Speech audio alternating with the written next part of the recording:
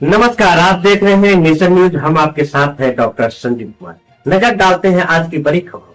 पटवन के लिए बने विशेष फीडरों को मिलेगी अक्षय ऊर्जा। राज्य सरकार सभी किसानों को डेडिकेटेड फीडर से कृषि कार्य के लिए बिजली मुहैया करा रही है। अब किसानों को मिलने वाली ये बिजली सौर ऊर्जा या अक्षय ऊर्जा से प्रदान की जाएगी। इस योजना के तीसरे चरण में 1200 मेगावाट बिजली सौर ऊर्जा संयंत्र के माध्यम से फीडरों को ऊर्जान्वित किया जाएगा। मुख्यमंत्री नीतीश कुमार पहले ही इस सूर्य ऊर्जा को अक्षय ऊर्जा बताते हुए इसे विकसित करने के लिए विस्तृत प्रयास करने के निर्देश दे चुके हैं। वैसे असली ऊर्जा बताते हुए 2019 में शुरू किए गए जल जीवन हरियाली योजना के 11 कार्य योजना में इसे शामिल कर चुके हैं। इसके मद्देनजर ऊर्जा विभाग ने कवायद शुरू कर दी है। वर्तमान में किसानों को डेडिकेटेड फीडरों से मिलने वाली सभी बिजली थर्मल ऊर्जा प्लांट से मुहैया कराई जाती है। ये बिजली काफी महंगी पड़ती है।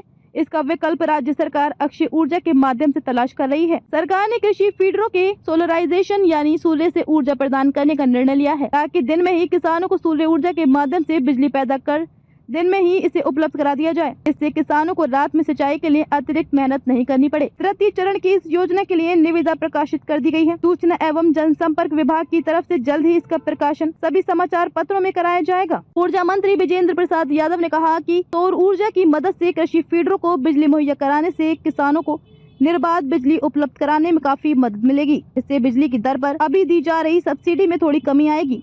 राज्य में अक्षय ऊर्जा को बढ़ावा देने में सहायता होगी। प्रदेश के मुख्य सचिव अमृतलाल बीड़ा ने कहा कि राज्य की भविष्य में बढ़ती हुई ऊर्जा जरूरतों को देखते हुए ये सबसे महत्वपूर्ण पहल है।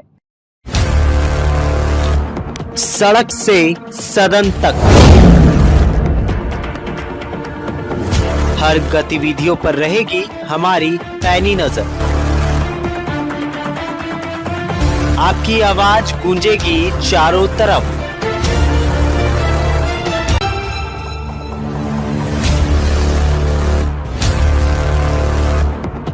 क्योंकि हम हैं नेशन न्यूज, आपकी आवाज आपके साथ।